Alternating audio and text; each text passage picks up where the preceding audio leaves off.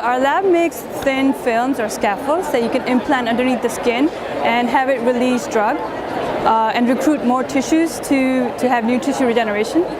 But we use a 3D printer, not the old techniques to make the films. When you use a 3D printer, a lot of the properties of the films can change because of mechanical stresses, pressure, heat. So what our lab does specifically is we look at thermal characterization.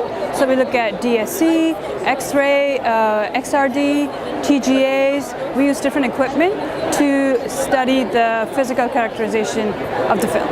Because we're using biodegradable polymer, you can use it for support for bone structures, you can use it for support for tissue structures. We're working with a film, but you can make bigger objects such as nuts, screws, something to support fractures, and ultimately the patient wouldn't need a second surgery.